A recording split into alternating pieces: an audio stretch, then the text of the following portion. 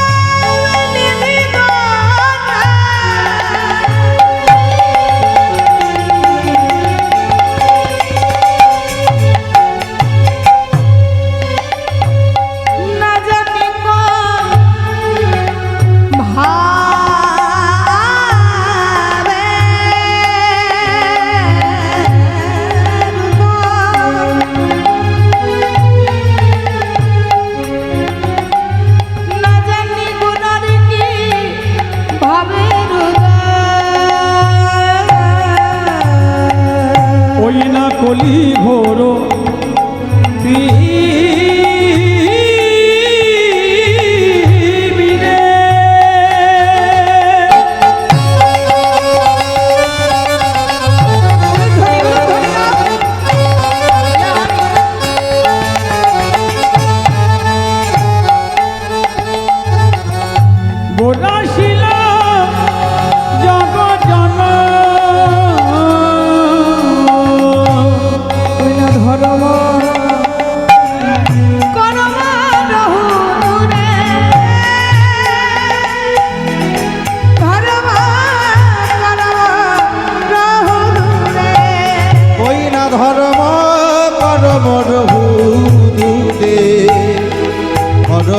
করব বহু দূরে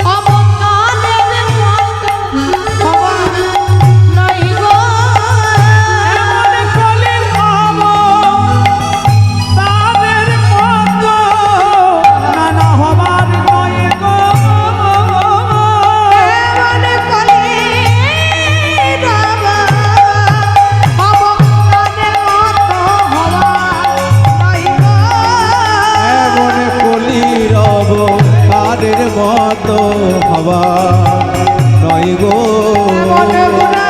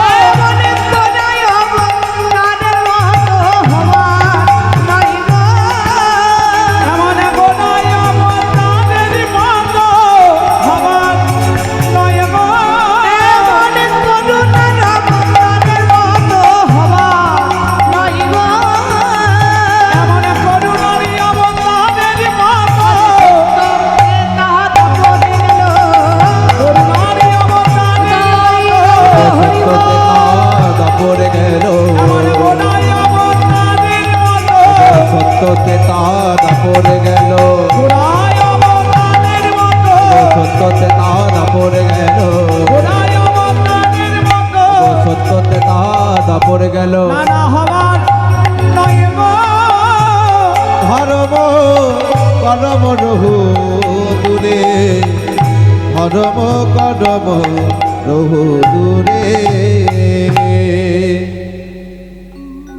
কলিকাল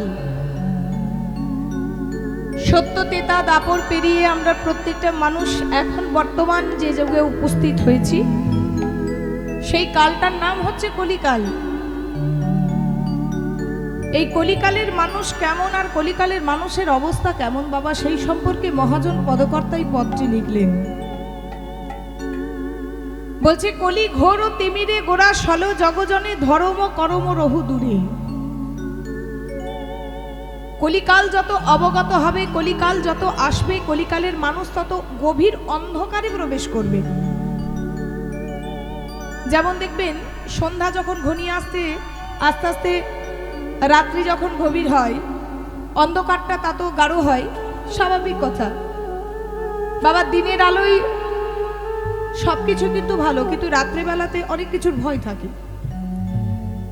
দিনের বেলাতে রাস্তাঘাটে যাওয়া আসা করা, রাত্রিবেলায় রাস্তাঘাটে যাওয়া আসা করা নিশ্চয়ই এক নয়। তাহলে মানুষ রাত্রেবেলায় ঘুমোতো না, দিনের বেলায় ঘুমোতো, রাত্রেবেলায় কাজ করত। তাহলে রাত্রি যত গভীর হয় তত যেমন অন্ধকারটা গাঢ় হয়, তত কলিযুগটা যত পেরিয়ে পেরিয়ে যাবে তত কলিযুগের মানুষ গভীর অন্ধকারে প্রবেশ করবে। অন্ধকার বলতে এখানে কি বোঝানো হয়েছে বাবা? তিমির মানে অন্ধকার, কিন্তু অন্ধকার মানে হচ্ছে মানুষের জ্বালা যন্ত্রণা দুঃখ কষ্ট সবকিছু বাড়বে। এক কথায় যত কলিকাল যাবে তত অবনতি হবে, উন্নতি নয় অবনতি হবে। আগেকার যারা মানুষ আছেন, আমাদের বাবাদের বয়সী, জ্যাঠাদের বয়সী, তারও আগেকার যারা দাদুদের বয়সী আছেন, ঠাকুমাদের বয়সী আছেন, তারা একটু লক্ষ্য করুন যে আগেকার যুগে আপনাদের সময় কিন্তু টাকা পয়সাটা কম ছিল, কিন্তু আনন্দটা বেশি ছিল। এখন মানুষ অভাব কি জিনিস সেটা কিন্তু জানে না। এখন কোনো অভাব থাকলে মিডিয়া তাকে এমন এক জায়গায় নিয়ে চলে যাচ্ছে যে কোন জায়গায় সে পৌঁছে যাচ্ছে সে নিজেই জানে না। এখনকার মানুষের যেটা পরিস্থিতি, এখনকার মানুষের টাকা পয়সা এসেছে, কিন্তু আনন্দটা যেন কোথায় আস্তে আস্তে ধীরে ধীরে কমে যাচ্ছে। আগেকার যুগে যে আনন্দটা ছিল, এখনকার যুগে কিন্তু সেই আনন্দটা আর নেই। সেই শান্তিটা যেন কোথাও খুঁজে পাওয়া যায় না। যত কলিকাল যাবে তত কিন্তু এই অবনতিটা আরো বেড়ে যাবে। কারণ কলিকাল হচ্ছে সবই বিপরীতগামী। সচ্চা কাহে তো মারি লাঠা ঝুটা মে জগৎ ভুলাবে, আর গোরস বিকাতা গলি গলি সুরা बैठे বিকাবে। বলছে কলিকালে যারা সৎ পথে থাকবে, সত্যি কথা বলবে, এই জগতে প্রকৃত গুণীর মান কিন্তু হবে না। এই জগতে যার প্রকৃত গুণ থাকবে তার সে কিন্তু মান সম্মান পাবে না। সৎ পথে থাকলে, সত্যি কথা বললে, ধর্ম নিয়ে থাকলে তার কষ্টটা কিন্তু বেশি হবে। সচ্চা কাহে তো মারে লাঠা, মানে লাঠির বাড়িও খেতে হতে পারে। ঝুটা মে জগৎ ভুলাবে, বলছে মিথ্যা কথাতে জগৎটা ভুলে আছে। সারা জগৎই কিন্তু একেবারে যত ধরনের দুরাচারী কাজ থাকবে তত ধরনের দুরাচারী কাজ এই কলিযুগেই হবে। গোরস বিকাতা গলি গলি সুরা बैठे বিকাবে। গোরস মানে হচ্ছে গরুর দুধ, যেটা আদর্শ সুষম পুষ্টিকর খাবার, সেটা কলিযুগে মানুষকে বাঁকে করে নিয়ে ঘরে ঘরে বিক্রি করে আসতে হবে। আর সুরা মানে হচ্ছে মদ। মদ যদি ঘরে বসে কেউ বিক্রি করে তার দরজাতে ভ্রমণের মতো খদ্দের যাবে। चोर को छोड़ो सदा को पकड़े, पथिक लगावे फांसी, আর ধন্য কলিযুগ তেরে তামাশা দুঃখ লাগে ওর হাসি। এখনকার যারা চোর হবে, যারা চুরি করবে তারা ধরা পড়বে না, যারা সাধু তাদেরকে ধরে পেটাতে শুরু করবে। মানে যারা প্রকৃত দোষী তারা কিন্তু খালাস পেয়ে যাবে, যারা দোষ করেনি তাদের শাস্তি হবে এই যুগে। মনে রাখবেন মা, এটা হচ্ছে কলিকাল, ঘোর কলি। যত ধরনের পাপাচারী, দুরাচারী, যত ধরনের নোংরা কাজ সব এই জগতে হবে।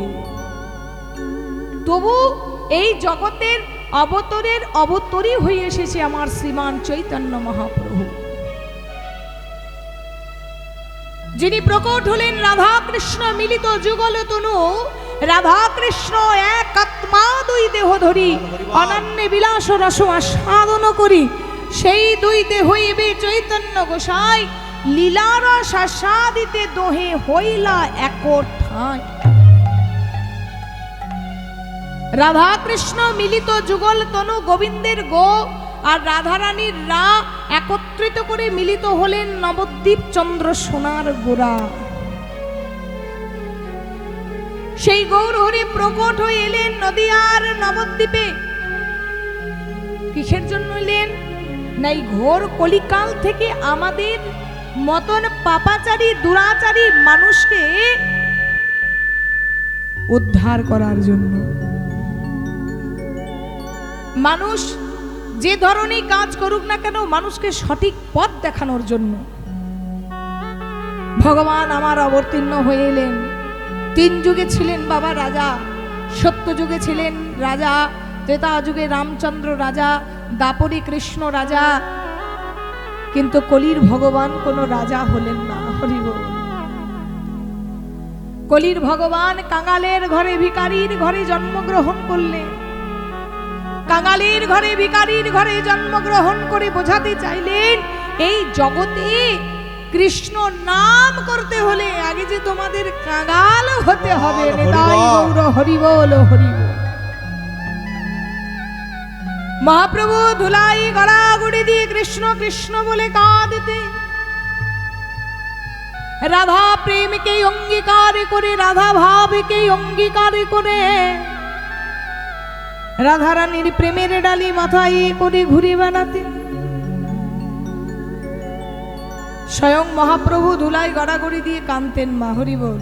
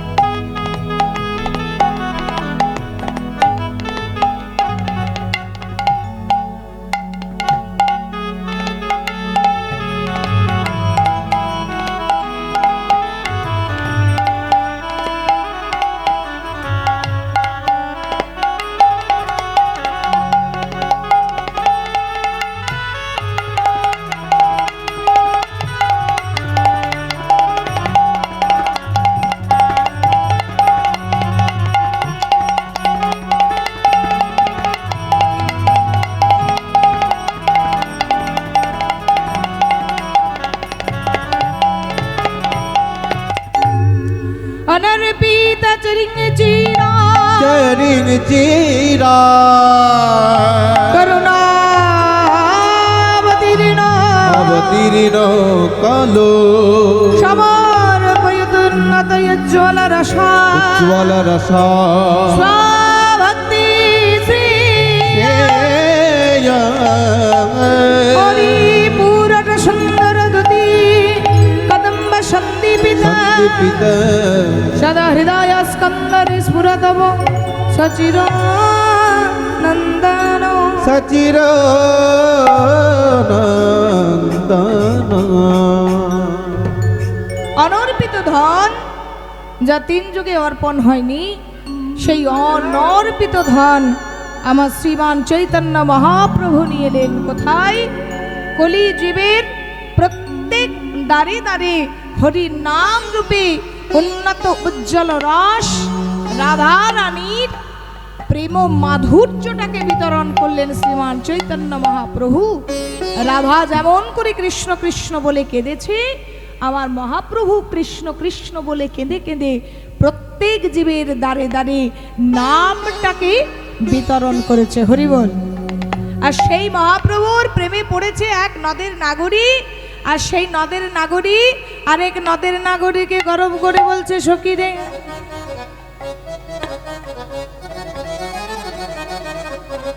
আমি পড়েছি কার ফাঁদে? গোরার প্রীতির ফাঁদে। আর সে গোরার প্রীতির ফাঁদে পড়ে আমার অবস্থাটা কি জানিস? এখন আমি সব দিয়ে সব হয়ে গেছি। কেউ যদি ভালোবাসার মতো ভালোবাসে মা, হরি বল, ভালো লাগার ভালোবাসার মধ্যে অনেক তফাৎ আছে। সেটা একটা ছেলে মেয়ের মধ্যেও হতে পারে, আর ভক্ত ভগবানের মধ্যেও হতে পারে। ভগবানকে ভালো লাগা আর ভগবানকে ভালোবাসা এর মধ্যে অনেক তফাৎ আছে। তো নদের নাগরী ঘোড়ার প্রেমে পড়ে আজ সেই নদের নাগরী বলছে, সখী রে আমি পড়িলাম কার প্রীতির ফাঁদে? আমার গোরার প্রীতির ফাঁদে। তো কখন আমি প্রেমে পড়লাম জানিস? যখন আমি ওই সুরধনী গঙ্গায় জল আনতে যাচ্ছিলাম, ঠিক সেই সময় ওই গৌর নামে যে ব্যক্তি, সেই গৌর তখন স্নান করে বাড়ি ফিরছিল। আর সেই সময় আমি কি দেখলাম জানিস?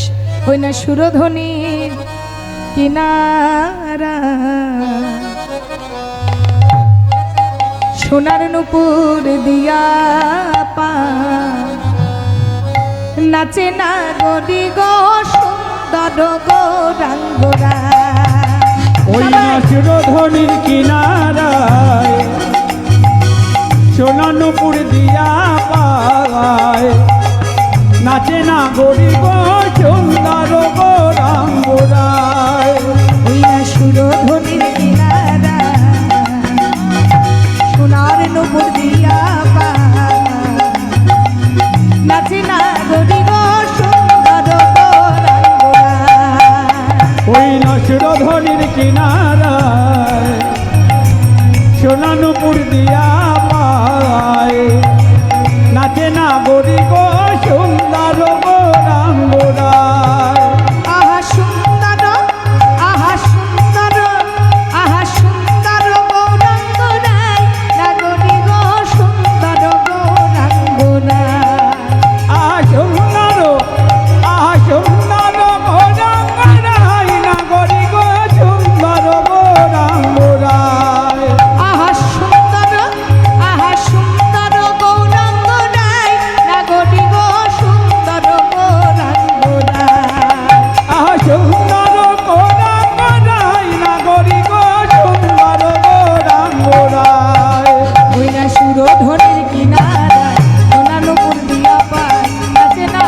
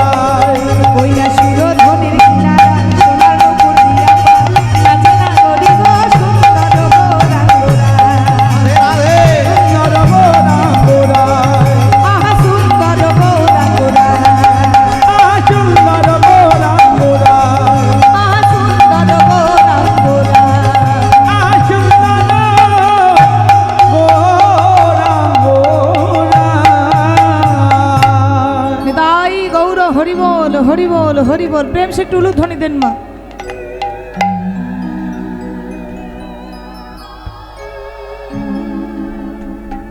সেই চৈতন্য মহাপ্রভুকে যদি পেতে হয়, মহাপ্রভুর বন্দনা যদি করতে হয়, সর্বপ্রথম আমাদের মন প্রাণ শুদ্ধ করে তার চরণে সমস্ত কিছু নিবেদিত করতে হবে মা। তাই তো মহাজন লিখলেন, বেদ বিদ্যা দুহ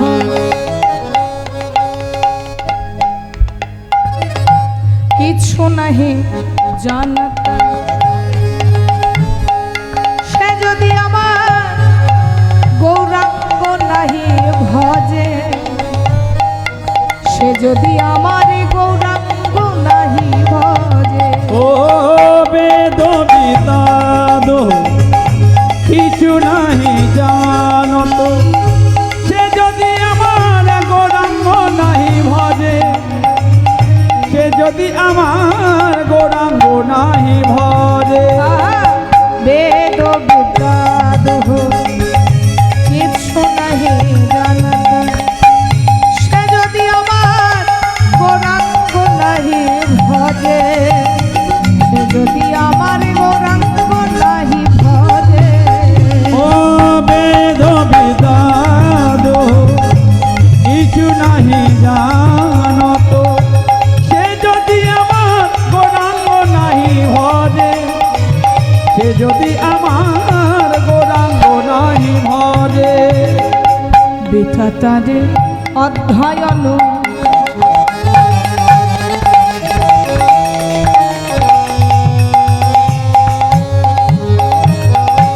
লোচন বিহীন জনে অবদর্পণে অন্ধের কিবাকা,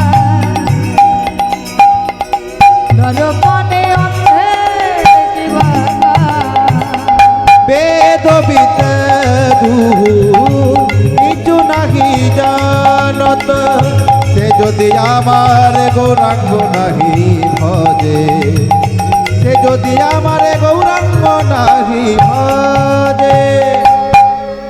মহাজন যে পদটি লিখলেন মা, কলিযুগের মানুষকে বোঝাতে চাইলেন যে রে কলির জীব, চৈতন্য মহাপ্রভুকে সর্বপ্রথম ভালোবাসতে হবে।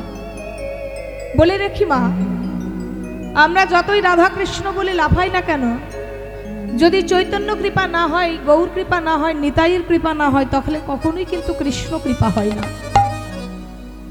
যদি গৌর না হইতো কেমনে হইতো, কেমনে ধরিত দে, শ্রী রাধারও মহিমা প্রেম রসসীমা জগতে জানাতো কে। এই জগৎ সংসারে যদি চৈতন্য মহাপ্রভু দয়া করে কৃপা করে না আসতো, তাহলে কিন্তু রাধা কৃষ্ণের প্রেম মাধুর্য আমাদের জানা সম্ভব হতো না। দয়া করে কৃপা করে চৈতন্য মহাপ্রভু আমাদেরকে জানিয়েছেন বলেই কিন্তু আমরা জেনেছি। রাধা কৃষ্ণের স্বরূপটা আমার চৈতন্য মহাপ্রভু জানিয়েছেন। তাই বলছে সর্বপ্রথম যদি নিবেদন করতে হয়, তাহলে নিজের মন প্রাণ জীবন যৌবন অর্পণ করতে হবে আগে আমার মহাপ্রভুর চরণে। যদি চৈতন্যটাই না জাগে, তাহলে কৃষ্ণ কৃপা কি করে হবে? চৈতন্য যদি অচৈতন্য হয়ে পড়ে থাকে, তাহলে কোনোদিন তার কৃষ্ণ দর্শন, কৃষ্ণ কৃপা হয় না। কৃষ্ণ কৃপা পেতে হলে আগে চৈতন্যটাকে জাগাতে হবে। আর এই চৈতন্যটাকে জাগানোর জন্য সর্বপ্রথম দরকার হরি নাম সংকীর্তন যজ্ঞ। হরির নাম হরির নাম হরির নামাইব কেবলম, কলো নাস্তেব নাস্তেব নাস্তেব গতির অন্যথা।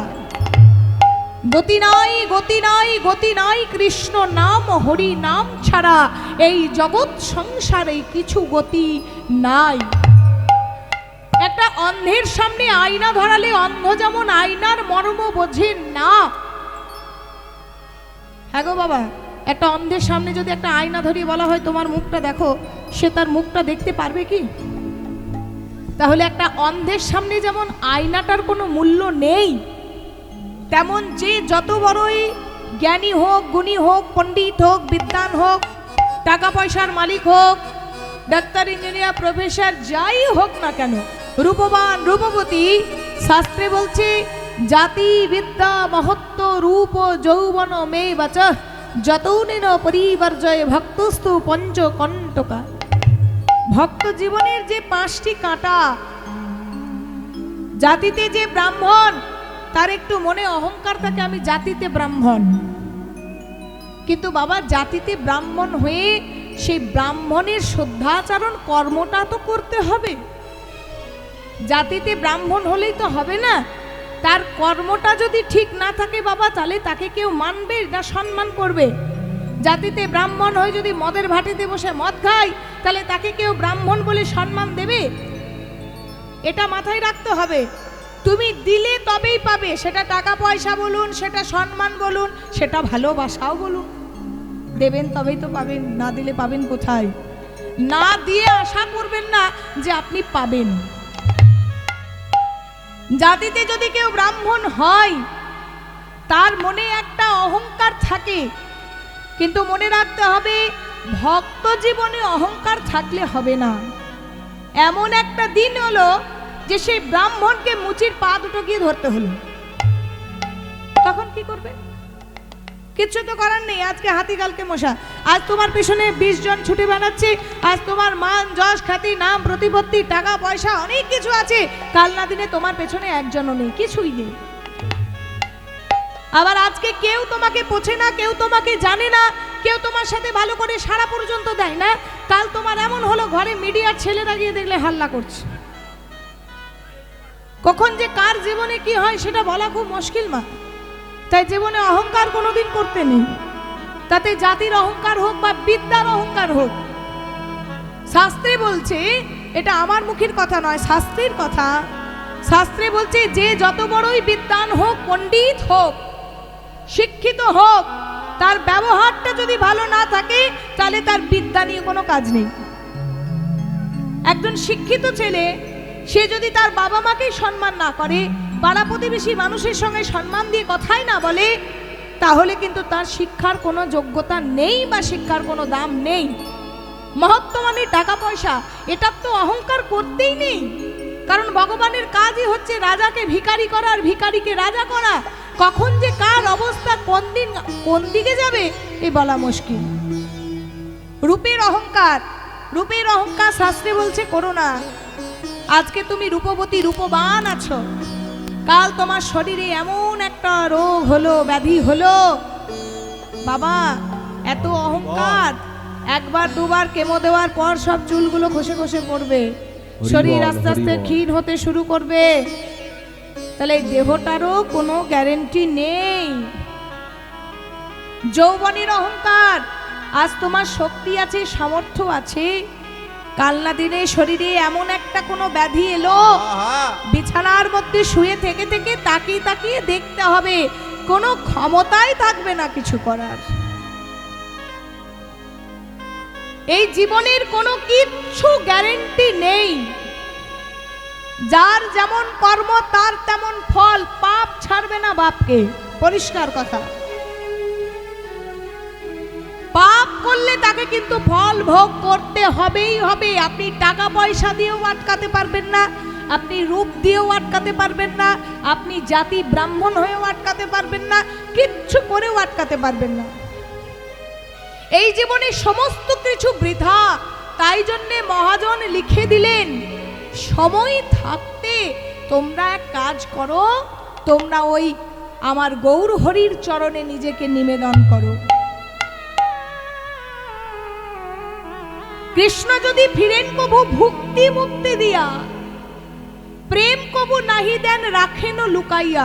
জায়গাটা বুঝবেন। কৃষ্ণ কৃপা পেতে বাবা দেরি হয়, কিন্তু গৌর কৃপা পেতে দেরি হয় না। আর গৌর কৃপা যেজন পেয়ে যায় তার আবার কৃষ্ণ কৃপা পাবার অসুবিধাটা কোথায়? কৃষ্ণ যদি ফিরেন কবু ভুক্তি, ভক্তি কিন্তু নয়, ভুক্তি মুক্তি দিয়া, প্রেম কবু নাহি দেন রাখেন লুকাইয়া। যে প্রেম আমার কৃষ্ণ দেয়নি, সেই প্রেম আমার গৌর দিয়েছেন। যে প্রেম কৃষ্ণ অবতারে দিতে পারেননি, সেই প্রেম আমার নিতাই চাঁদকে নিয়ে আমার গৌর হরি দিয়েছেন। কৃষ্ণকে যদি বলেন, প্রভু আমি তোমায় এতখানি ভালোবাসি, তোমার নাম শুনি, তুমি যদি আমার একতলা বাড়িটা দোতলা করে দাও, ভগবান বলবে যা তোকে দিলাম। ভগবানকে যদি বলেন প্রভু আমি সারা রাত ধরে তোমার নাম শুনবো, নাম গাইবো, তুমি আমার মেয়েটার একটু ভালো ঘরে বিয়ে দিয়ে দাও, প্রভু বলবে যা তোকে দিলাম। ভগবানকে যদি বলেন প্রভু আমি সারা জীবন তোমার নাম গাইবো, তুমি আমাকে স্বর্গের ভগবান দেবতা করে দাও, ভগবান সেটাও দেবে যদি ভগবানকে ডাকতে পারেন। হরি বল, হরি বল। কেন ছোট্ট প্রহ্লাদকে বলেনি যে প্রহ্লাদ যা মাংনা হ্যাঁ মাংলো বেটা, তোর যা চাই তুই বল, তুই যদি স্বর্গের দেবতা হতে চাস তোকে স্বর্গের দেবতাও করে দেব, বল প্রহ্লাদ তোর কি চাই। ভগবানকে যদি বলেন স্বর্গের দেবতা করতে, ভগবান স্বর্গের দেবতা করে দেবে। কিন্তু ভগবানকে যদি বলেন হে প্রভু, হে নাথ, হে কৃষ্ণ, হে মুরারি, হরি বল। যে প্রেম তুমি রাধা রানীকে দিয়েছো সেই প্রেম যদি আমায় একটু কিঞ্চিত মাত্র দাও, ভগবান বলবে সব হবে, কিন্তু ওই প্রেমটা দেওয়া যাবে না। ওই প্রেমটা আমি রাধার জন্য রেখেছি। যে প্রেম রাধা রানীকে দিয়েছি কৃষ্ণ কোনো দিন সেই প্রেম আমাদের মধ্যে দেবে না, কিন্তু আমার গৌর হরি সেই প্রেম থেকে প্রত্যেক জীবের দ্বারে দানি আজকে এসে কীর্তন শুনছেন। আমাদের মতো দুদিনের কীর্তনিয়ারা গাইছে, কিসের জন্য গাইছে? আমার নিতাই চাঁদকে নিয়ে মহাপ্রভু প্রত্যেক জীবের দ্বারে দ্বারে হাতে ধরে পায়ে ধরে নাম দিয়েছে, শুধু বলেছে তোমরা দয়া করে কৃপা করে একবার কৃষ্ণ কৃষ্ণ বলো, একবার কৃষ্ণ বলো। তোমাদের দেহ জমিনটা পতিত করে রেখো না, দেহ জমিনটাতে চাষ করো। জমিতে চাষ করলে তবেই তো ফসল হবে, আর জমিটা যদি পড়ে থাকে পতিত হয়ে থাকে তাহলে কি সেখানে ফসল হবে? এমন একটা চাষি এলো, যেমন ধরুন আমাদের জমি চাষ করে আমাদের চাষি ভাই, তো এমন এক চাষি এলো আপনাকে একটা অফার দিল, ভালো করে বুঝবেন কথাটা। আপনাকে হয়তো বললো যে হুজুর এক কাজ করুন, আপনার জমিটা আমাকে দেন, আমি বিচন দেবো, বীজ দেবো, আমি ট্রাক্টর লাগাবো, আমি সার দেবো, আমি মুনিশ লাগাবো, যেখানে যা লাগবে আমি সমস্ত কিছু করব, যে ফসলটা হবে সেই ফসলটা পুরোটাই আপনাকে দেবো। এই অফার কোনোদিন পাবেন? কিচ্ছু করতে হবে না, ঘরে বসে বসে শুধু জমিটা যদি আপনি ওকে একবার বিশ্বাস করে দেন, তাহলে ওই জমিতে চাষ করে ফসলটা আপনাকে দিয়ে যাবে। আপনাকে বিচনও লাগবে না, আপনাকে জলও লাগবে না, আপনাকে ট্রাক্টরও লাগাতে হবে না, মুনিশও লাগাতে হবে না, কিছু না, শুধু জমিটা একবার বিশ্বাস করে তাকে একবার ছাড়তে হবে। সেই চৈতন্য মহাপ্রভু আমাদের কাছে এসেছে যে তোমরা একবার বিশ্বাস করে তোমাদের দেহ জমিনটা একবার ছাড়োই না, 8 কুঠুরি নয় দরজায় আটা,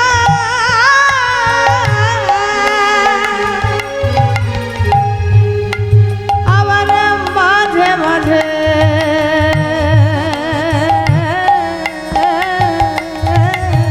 চর কাটা।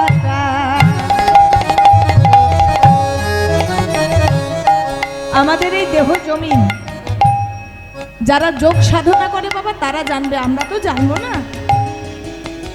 8টা কুঠুরি, মাথায়, 2টো ভুরুর মাঝখানে, কণ্ঠে, বক্ষে, নাভিমণ্ডলে। আচ্ছা মা, ধরুন এখনকার বাজারে 2টো রুম, একটা বারান্দা বা ডাইনিং ড্রয়িং যাই বলুন না কেন, একটা পায়খানা বাথরুম, একটা রান্নাঘর যদি করতে হয়, খুব ভালো করে যদি সাজিয়ে গুছিয়ে করেন, ডেকোরেশন করে, ওয়াল পুট্টি করে, ফল সিলিং দিয়ে আপনি যে কোনো সুন্দরভাবে যদি ডেকোরেশন করেন, ওয়াল পেন্টিং করেন, তো এখন মিনিমাম থেকে 25 লাখ টাকা আপনি ধরে রাখুন ওই 2টো রুমে।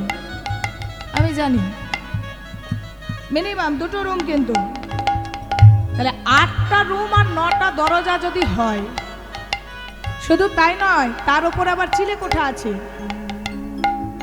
তাহলে কত খরচা হতে পারে বলুন তো? এবারে ধরুন যে যেমন বাড়ি করবে, যে যেমন বাড়ি করবে তাকে কিন্তু সেরকম সরকারকে ট্যাক্স দিতে হবে। দিতে হবে তো বাবা, দিতে হয় তো, ঘর বাড়ির জন্য একটা ট্যাক্স দিতে হয় তো। যে গাড়িতে চাপি সেই গাড়িটাতেও একটা সরকারকে ইন্স্যুরেন্স লাগে, রোডে এসেছি তার জন্য টোল ট্যাক্স দিয়ে এসেছি। এই যে দাঁড়িয়ে কীর্তন গাইছি, যে শাড়িটা পরে গাইছি সেই শাড়িটাতেও একটা জিএসটি ট্যাক্স নিয়েছে। যে গয়নাগুলো পরেছি সেটা তো জুয়েলার্সে কিন্তু জিএসটি ট্যাক্স বসিয়ে দিয়েছে, মোটা রকমের জিএসটি কাটে সোনার দোকানে। তাহলে সব কিছুর জন্য যদি সরকারকে ট্যাক্স দিতে হয়, ভগবান বলছে তোমাদেরকে যে এত সুন্দর জমি দিলাম, জমির ধরনও ট্যাক্স দিতে হয়। সেই জমির ওপর এত সুন্দর 8 কুঠুরি 9টা দরজা ঘর দিয়ে দিলাম, তাহলে তোমরা আমাকে কি ট্যাক্সটা দিলে? কই ভগবানকে আমরা ট্যাক্স দিয়েছি কি? এবারে ধরুন আমার বাবা ট্যাক্স দেয়নি, তার বাবা ট্যাক্স দেয়নি, 5 পুরুষ হয়তো সরকারি খাতায় ট্যাক্স জমা পড়েনি। আমার আমলে সরকার খাতা খুলেছে, বলছে তোমার ট্যাক্স হয়ে দাঁড়িয়েছে 50 লাখ টাকা। এবার আমার বাড়িটা করেছি 25 লাখ টাকায়, আর 50 লাখ টাকা যদি সরকারকে দিতে হয়, হ্যাঁ গো বাবা, যারা বুদ্ধিমান হবে তারা কি করবে? সরকারকে 50 লাখ টাকা দেবে না ঘরটাই ছেড়ে দেবে? আপনারা কি করবেন বলুন, আগে উত্তরটা নিন। সরকার বললো যে আপনার 50 লাখ টাকা বিল হয়েছে, চলুন পেড করুন, নচেত ঘরটা ছেড়ে দিন, আপনি কি করবেন? ঘরটা ছেড়ে দেবেন। তাহলে এক জন্ম নয়, কীর্তনটা বুঝতে পারলে ভালো লাগবে, না বুঝলে কিছুই বুঝবেন না, ঘাড় ঘোরাবেন না, ঘাড় ঘুরিয়ে গল্প করলে কিছুই বুঝবেন না। এই দেহ জমিনের ওপর 8টা কুঠিরি 9টা দরজার যে ঘর, আমরা কত জন্ম যে ট্যাক্স দিইনি, ভগবান এবার কলিকালে হিসাবের খাতাটা খুলেছে। ভগবান হিসাবের খাতাটা খুলে বলছে তোমাদের এই জমির ওপরে যে ঘরটা করেছো তার দরুন আমাকে ট্যাক্স দিতে হবে কি না, তোমাদের এই দেহ জমিনটা আমার চরণে, মানে ঘরটা ছেড়ে দাও। এবার ঘরটা ছাড়ার পর আমি যেটা ভালো বুঝবো করব। সরকার যদি ঘরটা নেয় নিশ্চয়ই ভালো কিছু করবে, একটা হয়তো অঙ্গনারী স্কুল খুলবে, কিংবা কোনো বাচ্চাদের কিছু সেন্টার করবে, কিংবা অফিসিয়াল কোনো কাজ করবে, সেখানে তো আর মন্দ কাজ করবে না। তেমন ভগবান এই ঘরটা নিয়ে কি করবে? এই ঘরটা নিয়ে দুটো কান দিয়ে কৃষ্ণ নাম শুনবে, বদন দ্বারা কৃষ্ণ নাম বলবে, আর এর জন্য যে ফলটা হবে, যে পূর্ণটা হবে, সেটা আমাদের ফিরিয়ে দেবে। ওই না 8 কুঠুরি তাই গৌর হরিব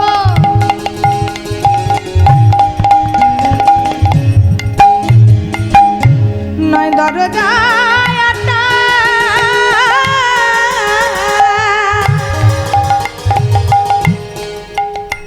তারে মাঝে মাঝে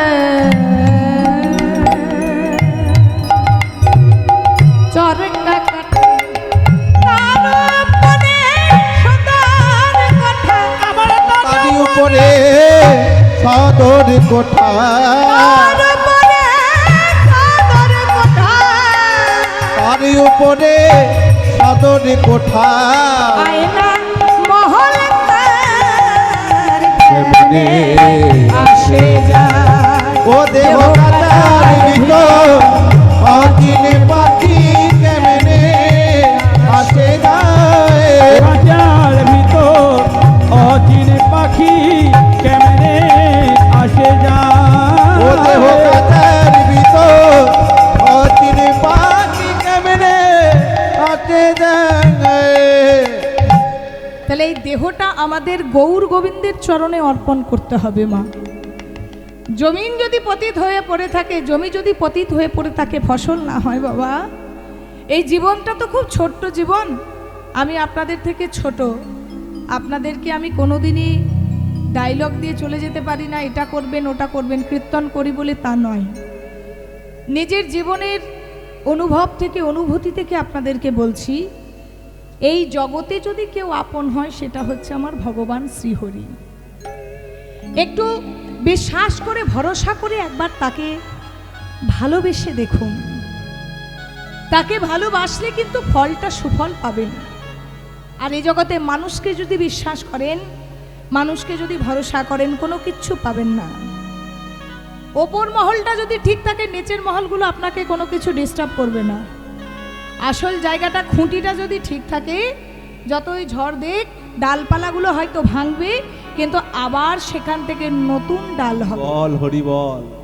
আবার সে গাছটায় নতুন পাতা গজাবে, যদি আপনার গোড়াটা ঠিক জায়গায় মজবুত থাকে। যে জন্য গাছের গোড়ায় জলটা দিতে হয়। সেই জন্য সর্বপ্রথম যেটা দরকার এই মানব জীবনে আমাদের হরি নাম কৃষ্ণ নাম করা, কারণ কলিযুগের মানুষ একটাতেই উদ্ধার হবে, সেটা হচ্ছে হরি নাম কৃষ্ণ নামের দ্বারা। তাই গৌর চরণ সার করতে হবে। বেদ বিদ্যা দোহ কিছু নাহি জানা, সে যদি আমার গৌরাঙ্গ করে সার, সে যদি আমার গৌরাঙ্গ করে সার। বেদ বিদ্যা দোহ কিছু নাহি জানত, সে যদি আমার গৌরাঙ্গ করে সার, সে যদি আমার গৌরাঙ্গ করে সার। ঠাকুর নয়নানন্দ দেতে হলে সেই তো সকলই জানে, করতলে সর্বসিদ্ধি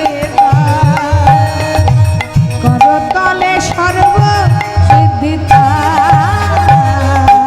বেদ বিদ্যা দুহ কিছু নাহি জানত, সে যদি আমার গৌরাঙ্গ করে সার, সে যদি আমার গৌরাঙ্গ করে সার।